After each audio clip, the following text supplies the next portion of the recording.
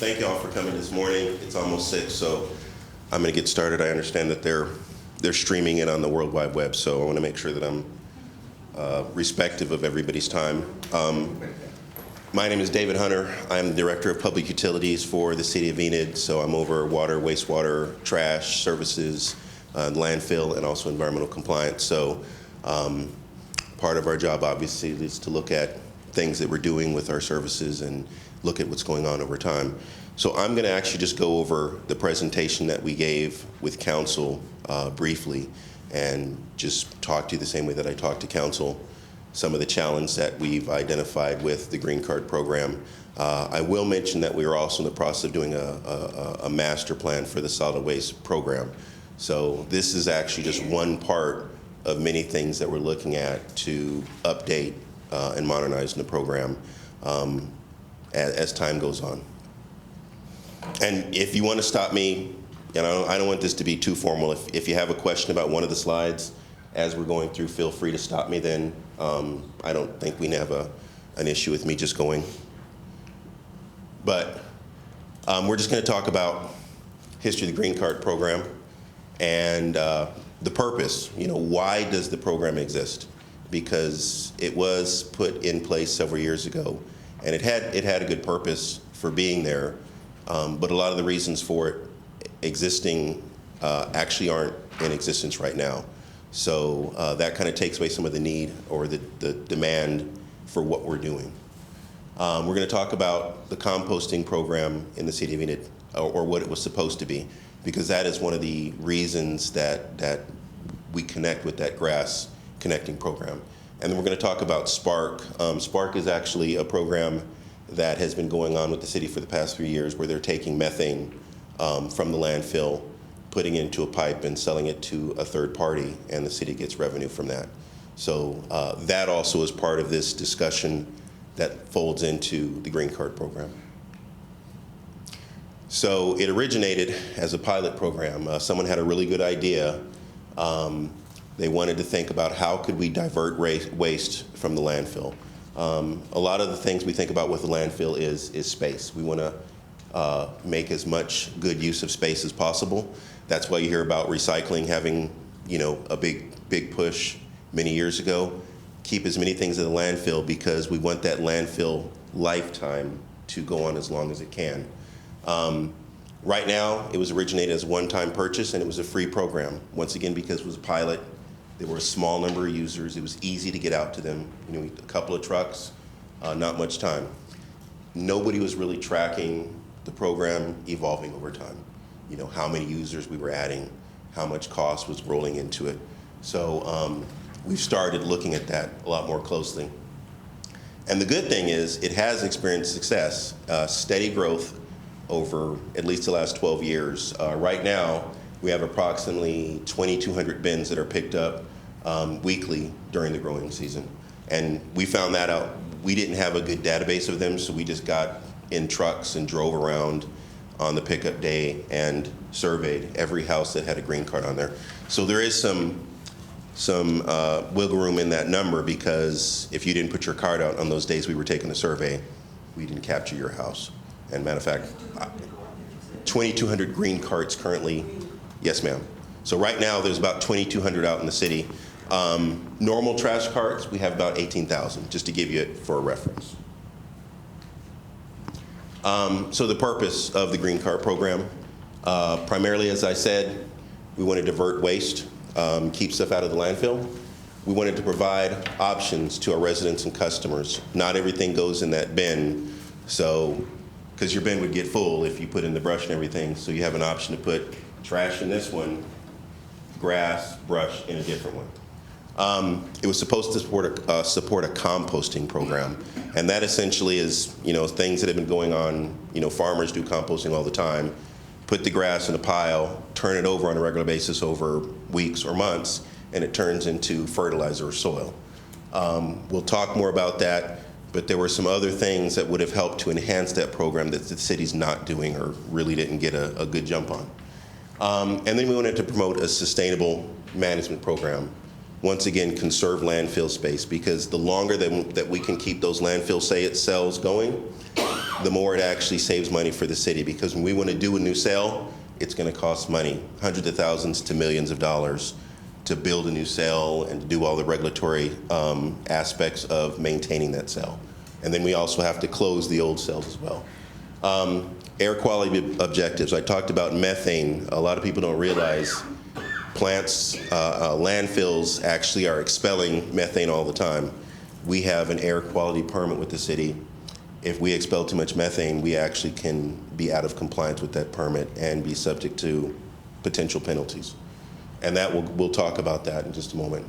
And then finally, just connect the community to larger goals. You know, it's a good way to let people connect to, hey, I'm doing something good. I'm taking my grass and putting it in here. We're making compost. We're doing good things for the environment.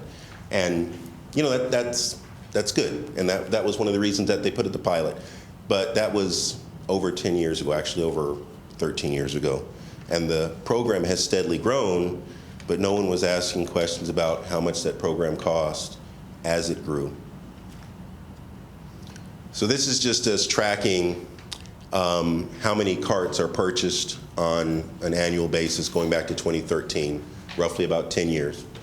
You can see on average we're adding about 258 carts per year. So it is a steady growth. You know, it's not a lot, but it is steady growth. When I talked about that survey that we did, drove around, this is the result of that survey. And you can see that the carts are spread all around town. So it's not like one little bit. So if we're going to have trucks go to pick those up, they're essentially driving the entire town to get them. So it does have a demand on our vehicles and our personnel. So there are other programs out there, and we're going to talk about some of the other programs, but Norman, Oklahoma, Oklahoma City, Midwest City, Tulsa. I'm from Denton, Texas. I just put that on there because I came from a place with a pretty viable program where I used to be. And then Austin, Texas has one of the first composting yard waste programs kind of in the country. So how much cost do we have? So right now, if you were going to just do regular trash, it's going to be $14 a month service for regular bag trash. If you want an additional cart, it's $5.50 a month. Excuse me. A green cart is going to be $65 a month. $65 flat fee. You just buy a cart, it's yours. The cost is recovered by the customer after the first year. So if you buy it and have $65 one-time payment and they use it for essentially 12 months, you've recovered your cost on that, because that adds up to roughly $65. And after that, every year, anytime we pick that up, it's going to be subsidized, by the larger customer base, because no one's actually paying for us going out and getting it. The other part of that is if you buy it and you move and another customer comes in and buys your house and you left that green cart there, guess what? They never pay for it. So those people automatically have the service, and they're being subsidized by the larger rate base. I'm a great example of that. I moved to Enid in 2020. There was a green cart in my backyard. I asked, what do I need to do? They said, you got a green cart, stick it out in the front yard when it's full of grass. I was like, that's cool. But it kind of, because I was the guy in charge of the department, I was like, so who's paying for it? So that's one of the questions that I have to ask as a director is, at the end of the day, who's paying for these things?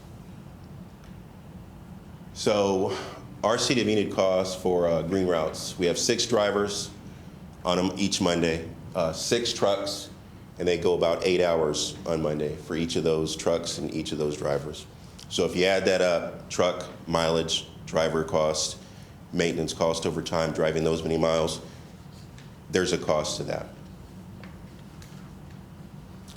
Now I'll go into the composting program, because this is one of the reasons that the green carts were put in place, so that we could compost, take the grass, turn it into fertilizer or dirt or whatever you want to call it, and then use something with it to be beneficial to the environment.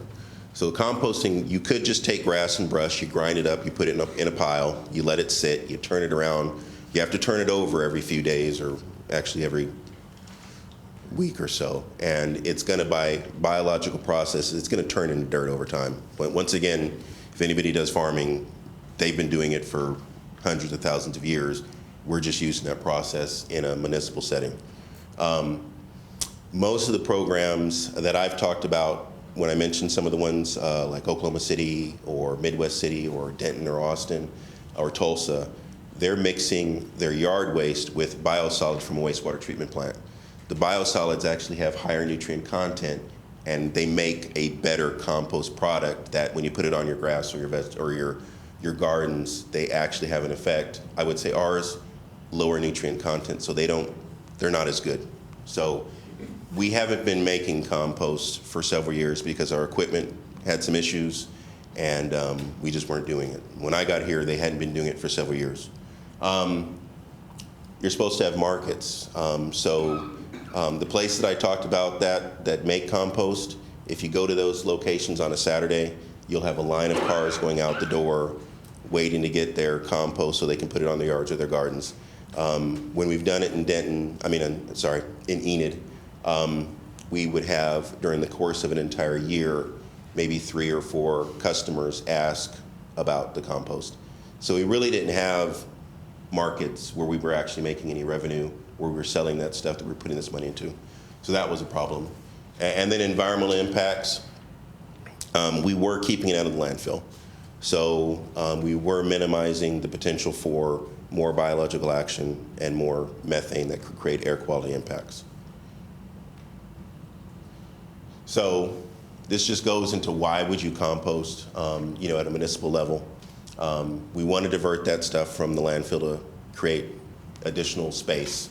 Air quality, reduction, landfill emissions, regulatory compliance, and then if there's an economic demand in the community, if you can sell it to customers, for lack of a better term, if customers want it and we make it, then we want to give it to them.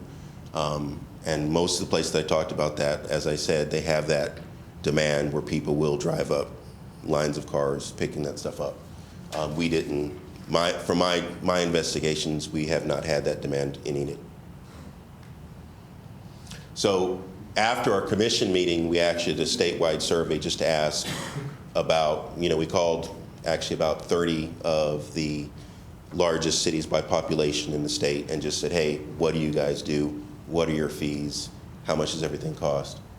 Not everybody responded, but we got to about 25 cities, all the way down to, you can see all the blue images are cities that were part of our survey. And one thing to note, let's see if I can get this right. Enid, it's hard to see as far as our fees. This is Enid right here. So we're actually one of the lowest fees for our carts in the entire state. And a lot of the places either don't give you an additional cart, but Enid also for an additional cart is one of the lowest in the entire state.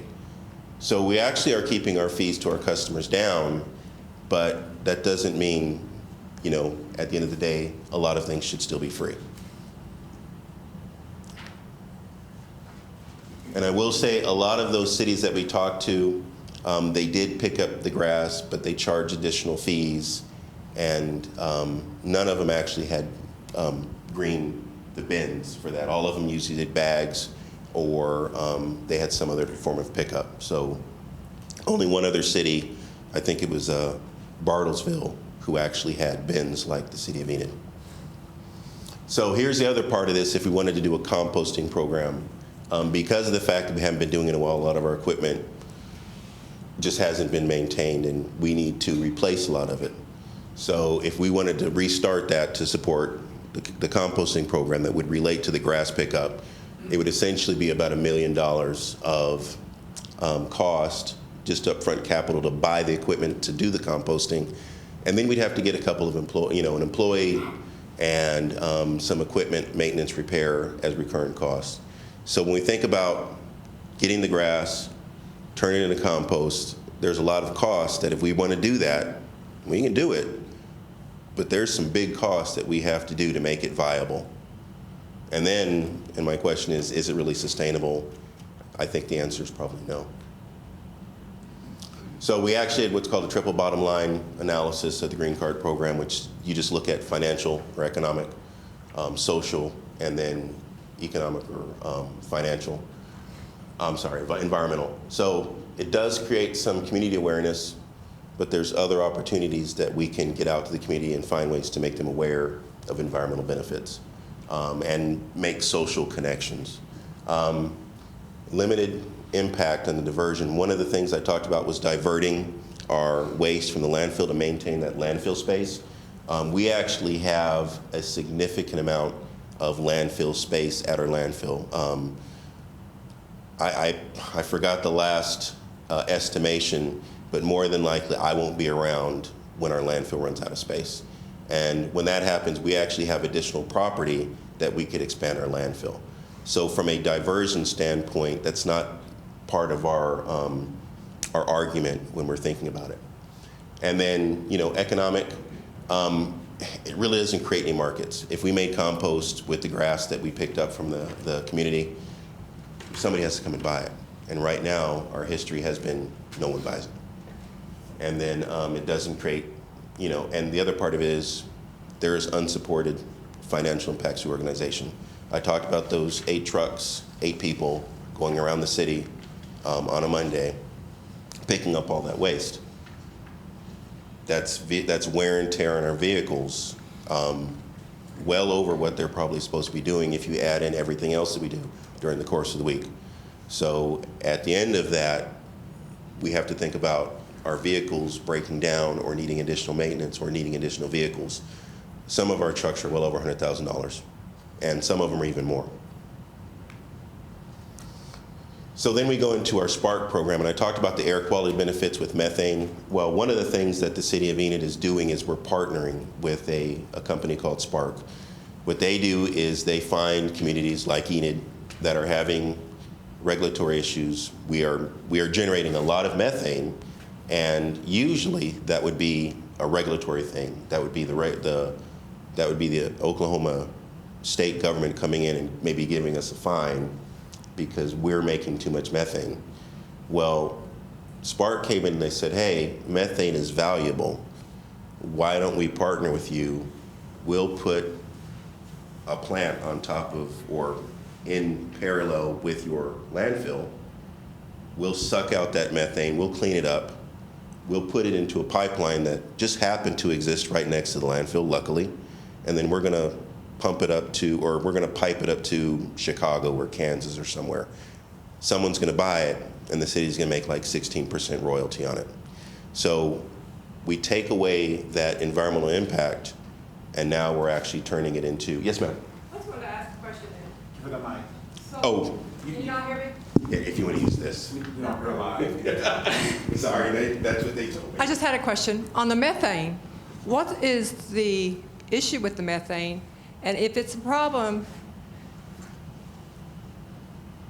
why is a company, or you guys are going in together with a company that takes the methane, ships it somewhere else for use? Do you understand where I'm Oh, why are we doing something just ourselves? Why don't we just do it in-house? Is that like your question? If the methane is bad, that's the harm? Yeah. Yeah, the big problem is global warming and the air quality impacts. So all you're doing is transporting it and moving it to some other location? But it goes somewhere else and it gets burnt. So the thing that we would have had to do, because if you burn it from methane, like what we would have had to do from a regulatory standpoint is we would have had to put a big flare out there. A big flare out? We would have to essentially put a torch at our landfill, and we would have to burn the stuff. So methane gets burned and turns into, but methane, which is CH4, when you burn it, it turns into water, sorry, and carbon dioxide.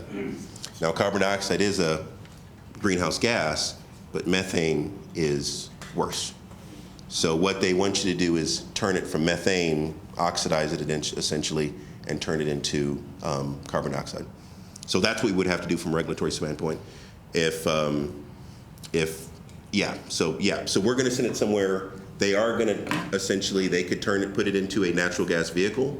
They could put it into a natural gas electrical plant, but it'll get used at a place, and then it will essentially get burnt up. But yeah, does that answer your question? Because it is bad, but the question, it's not going to go away by us knowing it's bad. So we would either have to mitigate it and recycle it here on site at our own cost and put in infrastructure, or we sell it to this, or we let this company take our burden. They put the plant there, they clean it, Then they put it into a pipeline and it goes into the general market, into the pool of natural gas. Because natural gas, this is actually happening all around the country. And the guys who were here at our commission meeting, they're actually doing it at Seaboard Farms, which is just down the way near Hennessy, and they're doing it near Guyman, and they're doing it at other landfills in the state. So we're not isolated in this issue. So, as a matter of fact, where I was in Denton, our landfill had the same thing. We partnered with the company, and they turned into electricity. We put generators on site, and they were making electricity, burning it through turbines, and making electricity, and we were getting a royalty off of that. So they put it into another use, like they combine it with another chemical Yes. equation, and then it turns into something Right. different that is then beneficial or sold in a controlled We're essentially market. recycling it. All of that, yeah. As opposed to burning it right here, we're sending it to somewhere else where they can use it. It's fuel. Yeah, it's kind of like I'll give you just a weird analogy. If we had, for some reason, leaking oil coming out of the landfill and it was contaminant, but then someone says, hey, I can take that oil and turn it into gasoline, you can use it for cars. Same exact thing. But if it's in the landfill and no one does anything with it, it's a liability. But if this company takes it, then it's essentially something that we can use for revenue. But I do understand what you're saying. The problem also is, us in the city, we're not experts at, refining natural gas. So this company kind of takes away our need to become natural gas engineers. And we just say, you guys take care of it, make our problem go away, and you sell it. And then just give us the records and give us a royalty. I hope that makes sense. Yes, ma'am. Sorry. You said that there would be a 16% royalty if we partnered with them. In dollar and cents, what would that be? I don't know the actual number. I think it was about 100 and it was 120 to 130. This is our solid waste supervisor. Yeah, so I think initially it was in between about 120 to 150,000 a year. That was the first year's cost estimate. So it varies. It's a gas market, right? And so you come back, if we'd been selling gas this year, would have been double that. Yeah, because gas price went up. And the other thing is, let's just say we find a way to put something else in landfill that breaks down more efficiently and makes more methane. Then we have more methane coming out. That changes our equation as well. You also said that we would be penalized if the methane reached a certain point. Did I Yes, understand that correctly? Yeah, let's just say if for some reason we didn't have Spark as an option, we were actually already in violation of our air quality permit. We've actually begun getting extensions with the Oklahoma Department of Environmental Quality. And essentially we've been saying Spark is going to come and take this problem away from a regulatory standpoint, but we are already at the point where they could fine the city. Yeah, and I think another important thing to note on is we were in the process of actually having to build a scrubber, basically something to clean. We were going to have to pull the gas, clean it, scrub it, filter it, And then burn it. and then either burn it or let it go into the air. I think it was going to be somewhere around $225,000 to build that unit. And again, it's like David was saying, Spark came in and it's kind of eliminated any of that cost, that initial cost, that additional cost we were going to have. Is it a one-time cost to build something like that? No, we're going to have to run it year round. So we have to build there's it, the run capital it. costs, but then you have to operate that year round. Yeah, because we're going to be making, as long as this landfill is in operation, we're going to be making methane. Yes, ma'am. Isn't there also a point where, I'll come around. I might be wrong, but I think there's a point also where you can only flare for a certain amount of time before the EPA actually starts fining you, right? Well, ODEQ, essentially, Oklahoma has primacy, so we're able to take over the regulations from EPA. So how it works is ODEQ is essentially EPA's arm. So they would be the one fining us for EPA. So But then it yeah, actually starts costing us yeah. And that's consistently until the end of time. And that's actually where we are. It's actually, they keep saying, hey, when are you going to get this plant in that you've been saying is going to be there? And we're like, just a little bit longer. So we've been getting extensions on that regulatory language from them. So we send a letter to them and say, maybe another 6 months. And then they call us in 6 months and say, where are you at? And we say, maybe another 6 months. And right now, we're looking at January of 2024 for that to go into operation. I'll just clarify too. Tim does a fantastic job at the landfill, and we have there's all kinds of wells all around the landfill that monitors water and monitors gas. And there's primarily only been one gas well site that's been the high Right, just one part. So whenever we say we're out of compliance, I mean, as a whole, the other gas wells are within the spec. We've got one stinking well that's just given us a problem that we would have had to spend a lot of money on. Yeah. And this group has come in and saved us taxpayers from having to spend money on burning gas instead of finding a different use for it. Yeah. So I just wanted to let you guys know that we do have a lot of regulatory things that we have to follow. The water gets tested by our environmentalist, Amy. She tests the gas routinely and has to give reports. And then we have ODEQ people that come into the landfill and inspect, how we're doing our operations. And Tim's had excellent reviews ever since he's been there. Our landfill is one of the best run in the state. Last time I heard, we actually have people come to our landfill from other landfills in the state asking how we do things because ours is so well run. But it's just a function of science, chemistry and biology. You have bugs in there and you have organic material, and when it breaks down, it makes methane. And we're just making enough methane that it's exceeding limits. I just wanted to steal 1 minute and just kind of say, hey, our landfill's in fantastic shape. We do a good job with it. We've had one little well that we've been having problems with, and here's the solution, and we don't even have to pay for it. Yeah. And honestly, I say that we're making revenue, but it would have actually made sense if they could have came in there and did that, and our regulatory burden went away and it went to like zero, because then we're not paying anything and they're making some money. But actually, as it turns out, it's not only we're not paying anything in a regulatory compliance issue, we're actually going to be making some revenue for the city. And it's not really a lot when you think about the city overall. Let's just say if it was $150,000, that's a significant amount of money, but it's really not a lot compared to the entire city budget. Should that go back into the program? Yes, yeah. So we could use it to update stuff or whatever. It'll go back I was going to say, it probably goes back, I'm going to speak, it probably goes back into general fund. General fund. Yep. And then it theoretically could be used for police or the library or a sidewalk or whatever. But yeah, I mean, that's one of the things. It was a negative from a financial and a regulatory standpoint.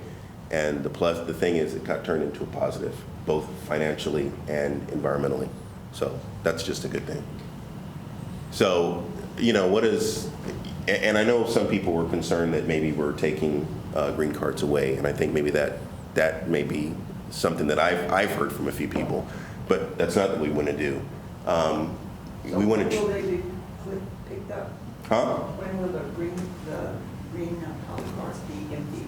Well, and that's one of the things that we're here. At this point, we haven't changed anything in the program, and that's why we want citizens like you here, because we're asking for your input as we change it.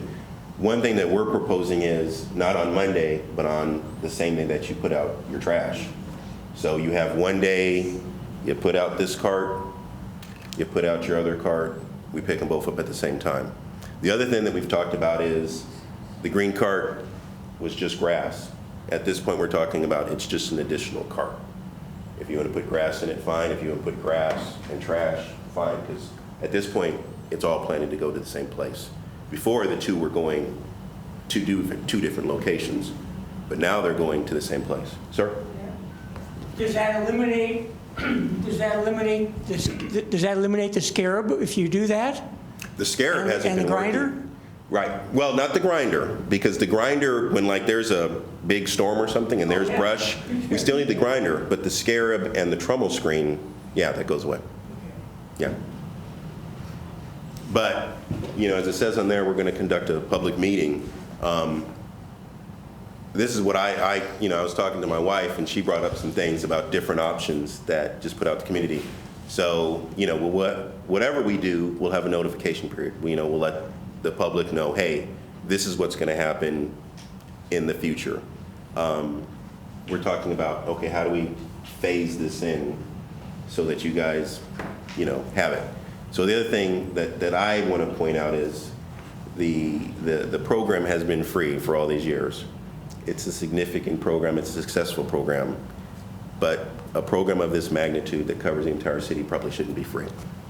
I mean, if everybody wants it not to be free, then it's going to be subsidized by the larger rate base.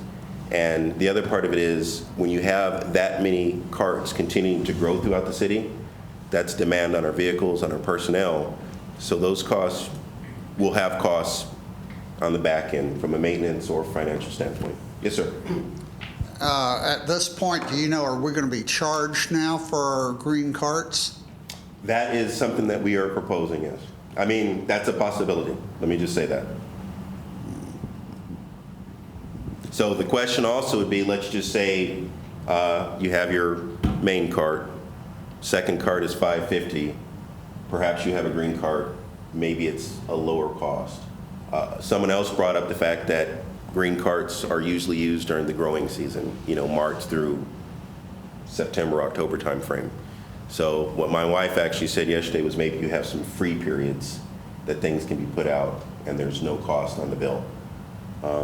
So there's a lot of options out there that we can do to make it workable for the citizens. But once again, if you have that many and we have to drive around that, it's got a cost to the organization and the community as a whole. So the question is, yes, sir. Okay. I was just going to say the question is, we'll see the cost one way or another, but how do you want to see it? When you've been here for quite a few years, and you said for several years before you were here, they haven't been using it for the compost program. When was the last time an effort was made to communicate with the community that there is compost here? I think gardening has kind of picked up again in popularity. So has there been another community effort or some surveys done for how many people are interested if they knew there was compost available? Also, if you were to do that, compost really composts a whole lot faster if you have greens and browns. Right. So if you would allow cardboard and paper to go in the green bin, then you could actually make your compost work a whole lot faster, because just your grass just isn't going to compost by itself, and that the browns can cover some more stuff. So there may be a way to create more compost more quickly. Yeah. And so I'm curious about the time frame from when it's been advertised. Well, I will say this. I think the one thing that we have to consider, though, if we do want to have a compost program, whether or not we allow cardboard or other papers, or if we incorporate it into the biosolids program, our current equipment that we have is not operational.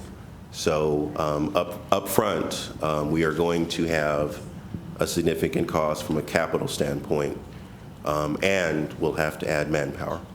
So, one of the things that I say, my job is to get it done, and we go to the commission and say, what do you guys want us to do? But we also will advise them that maybe the cost of this is, not, positive for the organization. So if we want to have it, yes, that's a discussion, but we do not currently have, as he said, the scarab to turn it and the trommel screen to filter it. So that's something to just be in consideration.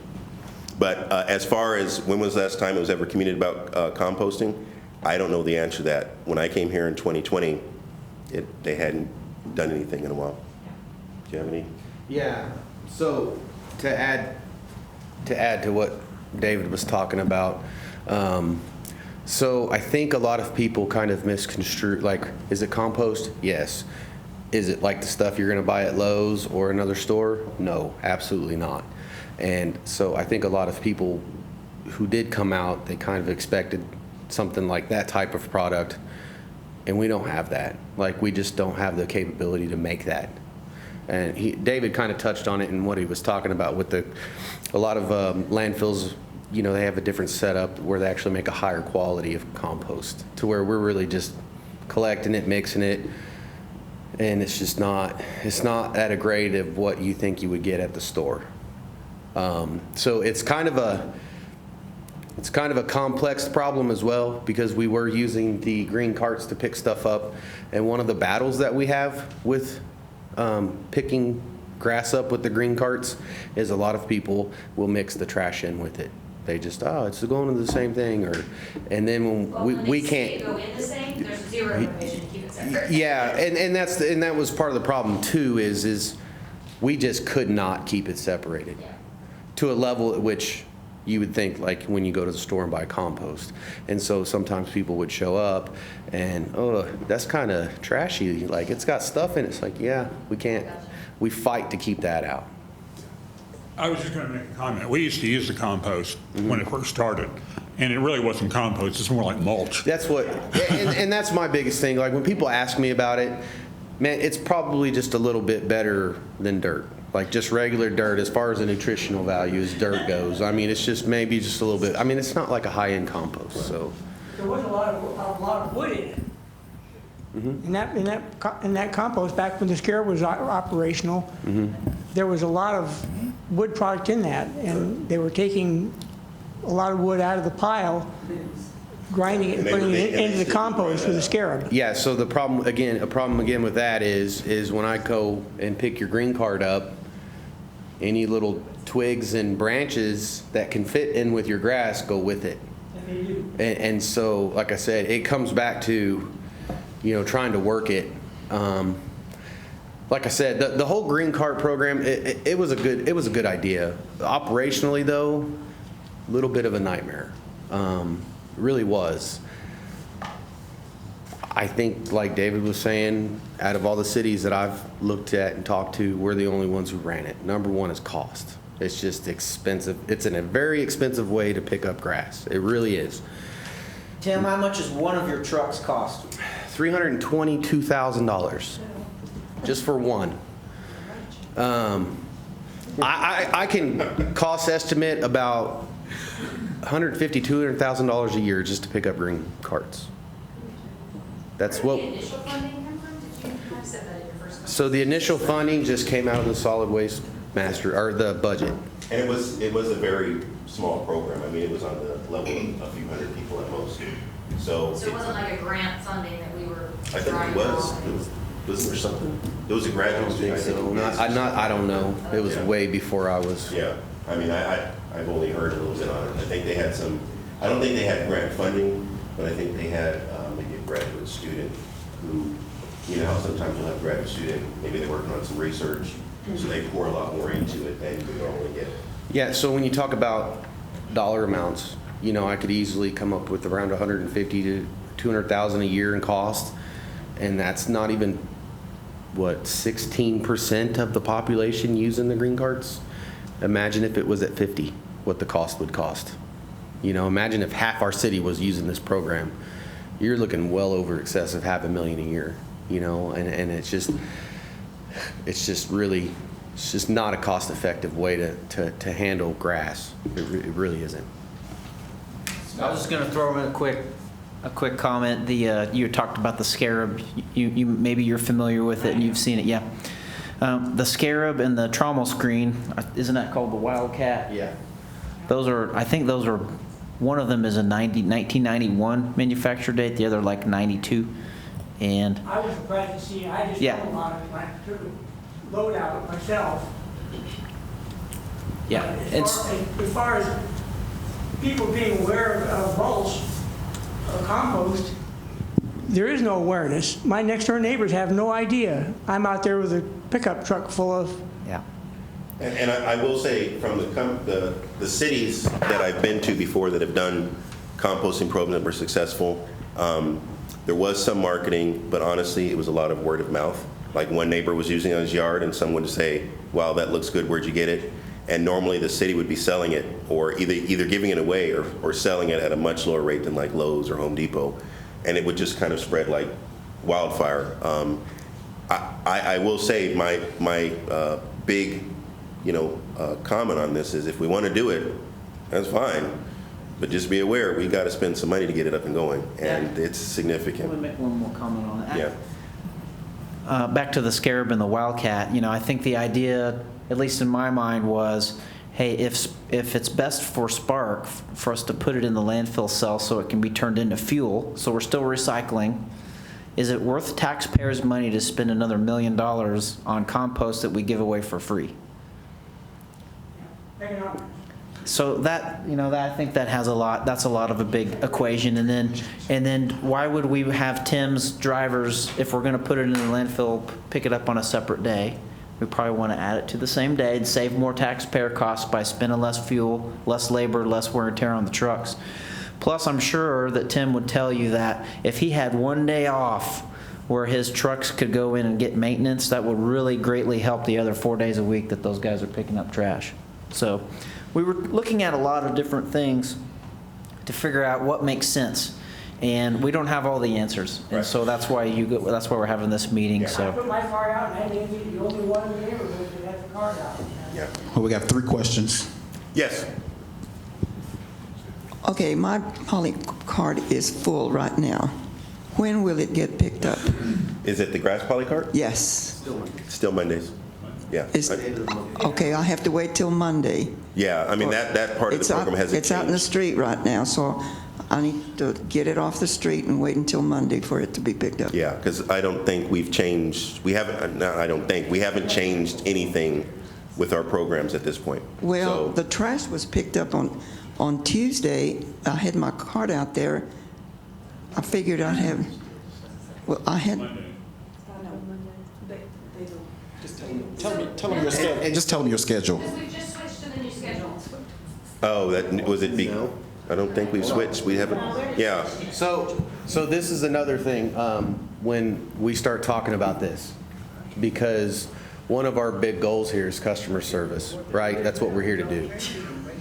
This has always been the conversation since I've been in solid waste. I think we need to go to, this is going to help us simplify it. The least amount of times we're changing a pickup schedule, the easier it is for you, because we've been doing what we've been doing right now, the system, we've been doing it ever since I've been around in solid waste, and we still have people questioning, oh, when is it? When is it? When is it? And it's like, yeah, and it's like, so as of right now, we're still picking them up on Monday, and then that ends in October. Then it goes back to regular putting out with your trash. So, but again, that's why I said I wanted to touch on that. Like the changes we're talking about making is going to even make it more simpler. I mean, for you guys to work with and not have to figure out when does it go out and think about it. you will send notifications on this when you change. Yes, so this is a discussion. This is a discussion. We haven't made any final decisions yet. We're just throwing our ideas out there in the research that we've done. And this is just an opportunity for you to give the feedback, your feelings towards that, Yeah. And last week we had Labor Day, so they did all get picked up. Right. Yes. There's a holiday, but we normally will put something out when there's a holiday that has a schedule. We'll put that on our website and everything else. And so this is going to eliminate any of that. I didn't put it out on Tuesday, and it still didn't get picked up. Well, if it doesn't get picked up on that situation, give us a call. A lot of times on that, for lack of a better term, it could have been something like our driver missed it. I'll just say. We had another question back there. What I'm hearing is we're not going to compost, which is fine. So I think we need to talk about what we're going to do and the options. Personally, the first one is great, the free extra cart during the certain days. My question is, I have a green cart, but I don't need a green cart and a blue cart if it's all picked up at the same time, and I don't want to pay extra for it. So will I, as you said in the beginning, you paid for it, it's your cart. So am I going to be able to keep my green cart and use it however I want? But then what's to keep me from putting it out with my other one if I have extra trash, which I never will, but some people might do that. I never have that much trash, even with my grass. Right. So what are we going to do? How are we going to handle that? The people who already have them. Yeah. Well, I think. Yeah, and will I have the option?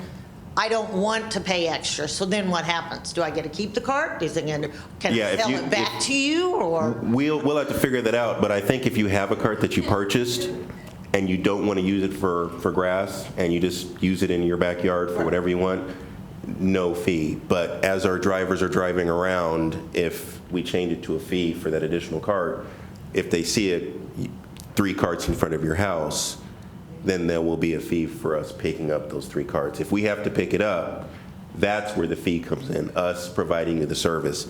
If you have it in your yard and just do whatever you want with it, then I'm Right, and again, I'm an honest person, I'm not gonna do that, I don't have that much trash. Yeah. But that's a lot of responsibility for your drivers to pay attention to who has 1 cart, 2 carts, 3 carts. Yeah, and a lot of times, like you saw that map of all the dots on there, so when we do this, we get a couple of people and we drive around and we have special apps we buy and pictures and GPS, and it all goes into a map and it captures that there was a cart in front of there and that we can use that as documentation. So we'll be able to show you that there was a picture taken in front of your house, there were 3 carts at this date, this time. We can log into your neighbor's Ring doorbell and look. Yeah. We'll use Google Maps or whatever. But there's a lot of ways we'll be able to capture that information. Here's the deal. It sounds, so listen, it sounds extremely complicated, but it's really not. Because right now the carts are different colors. Our drivers know those carts. They know the colors of the carts. So if we do transition into this new phase, we won't have an issue knowing if you're putting your green out, using it for trash. And so that's something that we recognize and then we see. All they do is radio dispatch, call it in, and they take care of it. So I'll just keep my cart and Just- life will go on. Yep. Okay. Yes, sir. David, you and I have talked. Yeah. I've been pretty vocal about this. Yes. My concern is exactly what you said. I've already paid for a cart, $65. I'm all for picking it up one time a week. To me, trash pickup is a basic service. You're going to be picking up my trash anyway. It shouldn't matter if I've got 1 cart or 3. It's all going to be picked up at the same day at the same My answer to you time. is this, so if you have a full cart of grass and brush and you have a full cart of trash, we pick those up, guess what? They have taken up space in the truck, and then that makes us have to go to the I get landfill that, quicker. but I take care of the city easement. I trim it, I mow it, and that yard waste goes into my green bins. Once you start this new program, now I'm going to have to pay for taking care of the city easement, okay?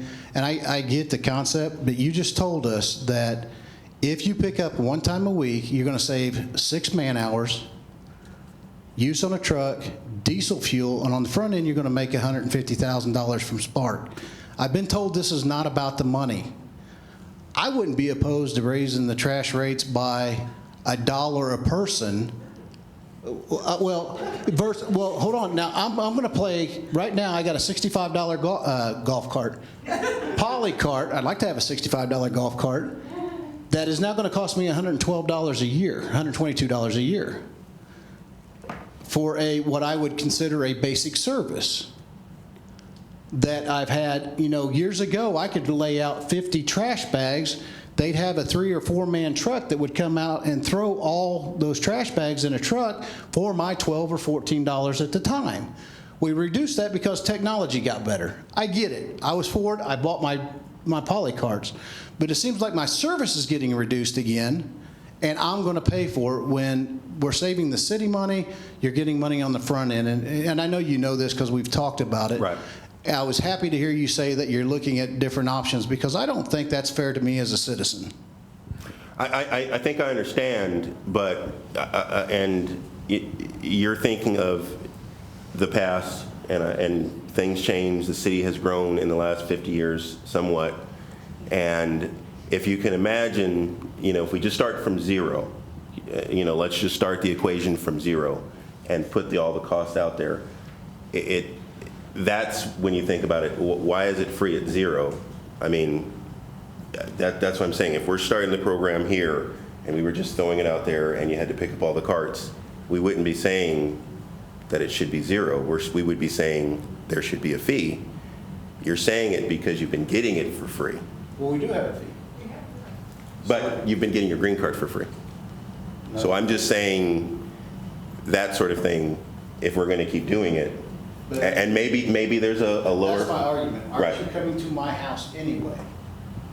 But- You're coming once a week, which I'm totally agreement with that. Right. What I'm frustrated with is I'm going to have to spend now $122 extra a year to have, I'm never going to fill up a blue Polycart and need to use my green Polycarts for trash. It's strictly going to be trimming my shrubs at the beginning of the season, scalping my yard, and maybe use it 3 or 4 times during the course of the summer season. Now you want me to pay for it for 12 months. That's my frustration with the program as was presented earlier, and I was glad to see that you're at least looking at different options. Right. And by no way this is representative of the police department. This is Brian Skaggs. We started our Explorer program tonight with the kids, and I ran from there to here. So this is Brian Skaggs' opinion, not the Enid Police Department. I'll just comment on that quickly. We haven't figured it all out yet. Yeah. But I do know that one of my concerns is to try to be fair. And if I've got a neighbor that's already paying another $5.50 for a blue cart, and now just because I have a green one and I can put trash in it, is it fair to my neighbor who's paying an extra $5.50 and not fair to me? And so there's some kind of a way to. Because I have a green Polycart doesn't mean I'm going to put trash in it like the guy that's got 5 blue ones. I'm still going to use my green and methane, not methane, but yard waste. Let me get one more. Decomposes, I think at the study session, you said about 30 days. Where trash is going to be, a 6-month period. I'm not going to abuse that. I just want the option that I still have my grass pickup and I don't have, if I miss a week, that now I got to worry about having a green Polycart to take care of that, but now I got to pay for it for 12 months. Yeah. You guys can see it gets complicated, on how to handle it. And, from the perspective of what it takes on the truck, I'm sure if you guys have used your green carts, you may have had a time where you filled it up to the brim and then it rained and you struggled to push that 400-pound cart to the curb. And we have trucks that have not been able to even lift those carts, where we've had to send another newer truck so it could lift it.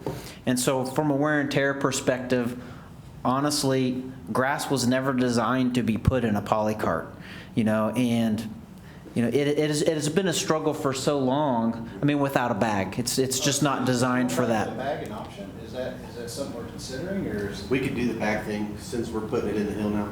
And that would eliminate some of the complaints you get is we come and do the service for free and pick the cart up and we shake it with the truck several times and we put it back down and we get chewed out because there's still 6 inches of grass on the bottom of the Polycart and our drivers try so hard it's not easy. I think a lot of people aren't considering that the cost to do business has gone up significantly. You referenced back to when we went and just threw trash in the back of the truck and you could put out as much as you wanted. I bet you if we go back through time, it's more than doubled as far as cost goes since those days. I've been in solid waste for almost 5 years. First coming into it, our trucks were only about 264,000 a piece. This year they're 323. So that just shows you how much the cost has increased just in trucks alone. And then we talked about our nice new raise that we gave all our employees. The cost of doing business right now is going up for everybody, like everything. It's not just the solid waste world. It's not everybody's world. It's more expensive now. And we can't go back to the days of a bunch of people on the back of the truck because we used to have about 75 people in solid waste. Now you've got 29. So another thing to take into consideration also is every ounce of trash that we take to that landfill, we pay a fee on. We pay DEQ a fee every single year, and it costs, what was the last cell, about $1.5 million to build, Raleigh? It's about $1.5 million just to build the cell. Then you're talking about 80 to about in the ballpark of about $100,000 a year just in DEQ fees to put trash in there. And then now we can start talking about what the equipment costs, what the operators cost. You can see it adds up very quickly. I mean, it's not something, and so I think the ugly head that nobody's looking at right now is our cost of doing business has gone up. And we've talked about it several times. We could easily be standing here right now talking to you guys about, hey, we probably need a fee or a rate increase. We could easily be doing it. It'd be justifiable, you know, but we're not doing that. We're trying to cut costs where we can before we stand in front of you guys and say, hey, we need to charge you more money now. I think we do a good job. We have a really affordable rate. We have one of the best in the states, and or in the state. And I think that there's other things that we can do to clean it up before we actually step into saying, hey, it's actually going to cost you more money now to pick up trash. So, yeah. Don't get me wrong, I'm not opposed to Yeah, no, I know. more. Yeah. It's just $100 more? That's Well, it's a little excessive. $66 a year. Yeah. It's what it comes out to. For this. Yeah. I got 2 greens, so that would be 122. So did you have a question, ma'am, or a comment? I was just going to comment that as an accountant for 30 years, it's chewing up. I mean, your labor cost, your benefit cost, your equipment cost, it's all going up. So I love my Polycart, but I get it. Yeah. And honestly, you know, one thing that Tim mentioned and Scott mentioned just a second ago is, you know, we haven't figured this out. The main thing we figured out is we've got this successful program because it is being used, it is growing, you know, 250 around people a year are buying a cart. We're just saying, how can we maintain it, minimize the cost, and maintain the service to you guys? So, and like I said, that free thing on there was me talking to my wife 2 days ago, and she was being an angry customer, but she was like, why do I have to pay all the time? And I was like, oh yeah, and that's exactly what you had said. So it's a thought about that. So and another thing to talk about with the green carts is when we say we're offering a free service, yeah, you buy the cart, $65. That's about half of what you're going to pay for one at Lowe's if you go and buy it. They're about 140 or 150 there. We're selling you a cart at cost. You know, that's essentially what that is. We're breaking even on the cart. But guess who do you guys call? Who do you call when it breaks? When your wheel breaks? Oh, no, I haven't had that happen. When your lid breaks, we get called. And we got to fix it. That takes manpower. Lids are about $22 a piece now. I ordered 750 lids, and I think it was about $20,000 for replacement lids. You know, and that's where when we say we're servicing them for free, that's what we mean. Like we are still maintaining your cart for you, even though we're like, hey, it's your cart. I mean, we could just throw our hands up and walk away, but that's not what we do. And that's what we could do. But that's where it comes back to, you know, one of our biggest goals is to make sure that we're giving you service. Like, that's why we're here, is to make sure you guys have the ability to do these things. And so there's some things where you want to start talking about fees, well, then it'd just be simpler just to say, hey, let's just do the additional fee at $550, and you can put whatever you want in it. We won't regulate what you're putting in there. We won't, you know, we get a lot of calls like, I can't believe he looks and sees what I actually put in my green cart. Well, yeah, we have to. I mean, we have to do it. We got to babysit them. And so when you start to want to talk about extra cost and extra fees and doing all this extra stuff, well, why not just get an additional cart and be done with it and simplify everything, you know? And that's just kind of the way I look at it. Question. So I have two thoughts. Number one, to all of you, would you please come to the city council meetings? Because you have such good input. So they're twice a week, twice a month. Study session is at 5, and that's when they talk about a lot of these things. And then 6:30, they start doing the business. So please come. And the other thing is, in all of your consideration, would you all consider doing something like once a quarter, or I don't mean for your green card. I mean, obviously we have more grass than that, but like my house in particular, I had 40 bags of leaves that I'm raking. So that takes a very long time on your green pickup. But if you would just put the big claw out there, and as a matter of fact, twice a month or something in October, Tim you know and what I I mean? were just talking about something. We're saying, you know how we had the, you know, citywide cleanup that they pushed forward. We were just thinking perhaps maybe a couple of times a year we have a scheduled free pickup. So if you have your 12 bags of leaves or something that you put out at this time, or maybe it's a couch, I don't know. But you have these different things, and you laugh at a couch, but when you talk about community, enhancement, a couch on the curb, nobody wants a couch on the curb. And a lot of them sit on the curb for a very long time, and they don't call us, and then it becomes code, and that rolls into there and everything we else. also have that program all year long. It's called 12 free trips to the landfill. Yeah, if you have a truck. Yeah, you got to have a truck. But we had someone over here. Have another question here. It's just something, you said that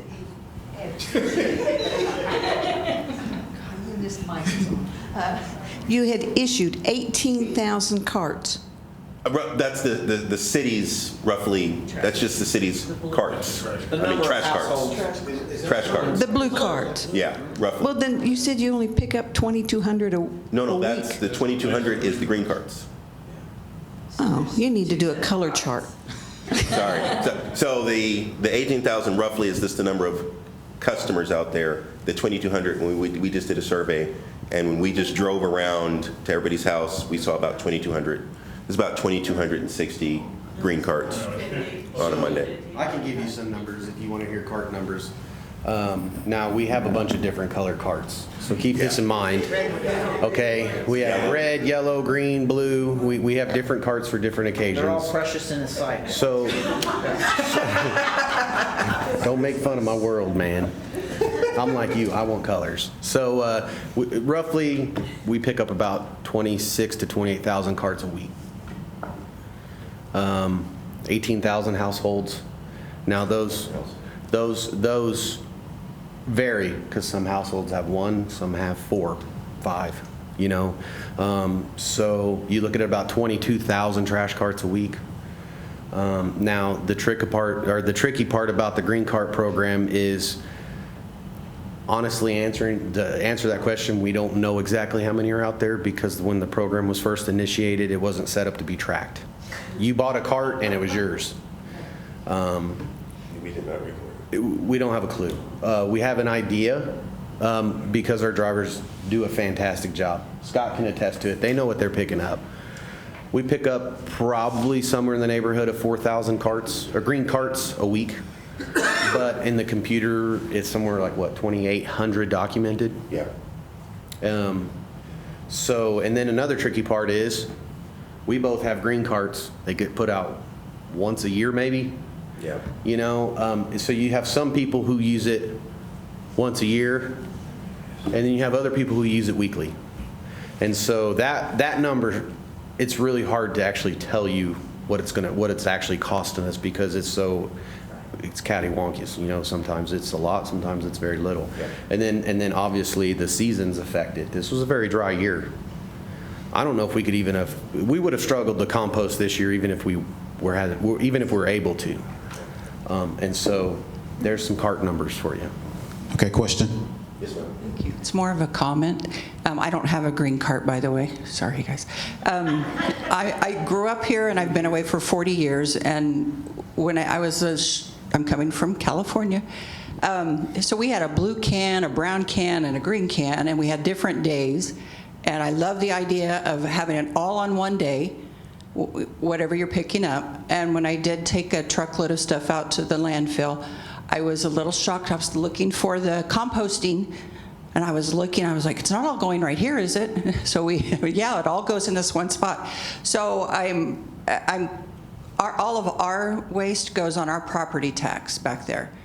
So it kept going up every year, because they kept telling us, now you're getting a blue can. And I was like, well, we recycle, we take our stuff. Well, you're still getting a blue can, and you're still paying for it. So I like that you guys are, looking ahead to see what's coming and what you already have in place. But yeah, I don't have a green can, but I like the idea of one day a week. Yeah, and we are trying to find a way, like Brian said, to charge you for what you use. We don't want you to have a cart that we're billing you, monthly, and you only use it, well, not you. The average customer only uses 4 months a year. If that's what it looks like from a number standpoint, then perhaps there's a different pricing structure that we can put in there. So there can be one for the main cart, there's an additional cart and how maybe we can think about something for a different category. It does get complicated in that, and the main reason that it gets complicated is just the same thing with the green cart. If you follow the rules, it's easy, but the problem is a lot of people may not follow the rules. It's that whole, Federalist Papers. They talked about angels and government and stuff like that. If you're a Federalist Papers type of person. I don't know who this. Any other question? Yes, ma'am. Oh, no, I was agreeing with you in the Federalist Papers. Okay. So I will say this, we are trying to get input from the community. So we're going to go back to the commission with this. We're going to talk about some options, but we will look for input on, maybe we'll come out with a template pricing structure and how we're going to do the program, put it out to community, and you guys can just email us back or call us up and say, hey, this looks good, maybe you should change this here, and it'll evolve. I'd say in the next year, though, something will be coming out that's different. Everything stays the same this season, but right now we're looking for change. And as I said, we are doing a solid waste master plan that is looking at additional things, because what I found out is when I got here, and Tim and I have this conversation, and Scott has had it before, there's a lot of things we haven't been looking at these programs from a business perspective, and how we're running it, how we're maintaining the equipment, how we're looking long term, how we're billing this customer versus this customer, because sometimes two customers aren't the same, and we might need to bill them differently. And this is the same exact scenario. We have to look at this program and think, how is it sustainable, and how do we make it work for the citizens, but it also has to work for the organization. Do we have any other questions, comments, saved rounds, or anything like that? There's one online. The question is, what if we have our yard done now and don't use our carts? Can we turn them in? You could turn them in, or as Tim said, if you want to keep that cart, and I'm going to say this, we had this homeless guy who stole carts, and I think he would sleep in them, is my understanding, because it protects you from the rain, which is crazy, but useful. But if it's your cart and you bought it and you want to keep it, that's fine. If you want to turn it in, Tim's guys will come and pick it up from you. I mean, I don't think that'll be a problem at all. I think you guys pick up carts every now and then. What's that? If you paid for it, you wouldn't get reimbursed. Well, if you paid for it and you had paid for it 8 years ago, you already got your money out of it. If you paid for it maybe like 2 months ago, I don't even know. I'm not going to say anything. I'll get in trouble. Go ahead. I got something to say. So, and this is one of the issues we've had with the whole green cart discussion. What do we do with it? Can we give it away? I mean, it's your cart. You can give it away. But it comes back to, is that really responsible? Because when we start talking about this program, if you just give that to somebody who didn't buy it, that's even driving the cost of the program up even more. You know what I mean? I've seen people sell them online. I watched one sell for $25 on Facebook, and it's like, oh my goodness, so a lot of good intentions that came with this program, just not really responsible, managed responsibly as far as the cost of it goes. And I think that's the biggest issue. That's what we're trying to address. So. I'd just like to say I appreciate you guys' effort. And they comment on the common sense of the people who ended up on that. I haven't seen a mask in this building tonight. That's all I have to say. Thank you. Question over there. What do we do? What do we do with the yard waste if we don't have green carts and there's no special day to pick it up? Put it in trash. You can co-mingle it with your trash. Do what? Just mix it in with the regular trash Just like put we it in used with your to, regular trash. Okay. Because essentially that's what we're going to move to probably. I doubt we're going to have a separate day moving on. Not really sure what's going to go on with the actual cart situation itself, but it pretty much sounds like the actual extra day is going to go away just because of the cost part of it. And if we keep the green carts and pick it up like I always do, did I hear you say you had to buy some sort of machinery to collect the methane gas? We don't have to buy it. It's gonna, there's a company coming in that's gonna build it for us. Oh, okay, all right. Yeah. Yeah, so essentially that for us, it's almost a zero-sum game. We don't pay anything, and they put in it. They're going to make some money off it, but they're going to pay us some money for taking our stuff. So it's a weed that they can make use of, but it's a weed to us.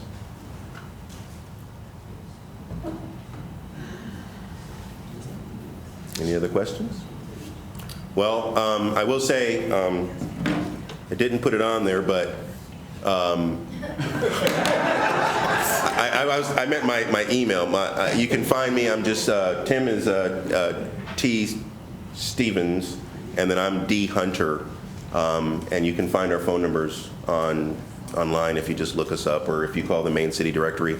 If you do have a question or a comment, if you think of something 2 weeks from now, and you're like, well, what about this? Please call us up. And it's just like she said about coming to city council. My thing has always been, hey, I work for you guys. So my job is to provide you the service and to do what we're supposed to do for you. Just like I was at McDonald's and I'm supposed to give you a burger. But we're trying to make the right burger for you, but we have to do it within the certain constraints of making a burger, you know? But we want to make sure you guys have the special sauce and everything else that you need. Thank you. Yes, sir. I'm ready for dinner. Burgers on me. Whoa! For him. That was easy. Oh. We're in line. Well, thank you all very much for coming. Still, I think we do better than the paper bags. Yeah. And most of the cities do some sort of bag, and that has its issues as well. So I mean, yeah. So I mean, yeah. So you know, ask for certain things, but just be aware you might get what you ask for, and that's just a common thing.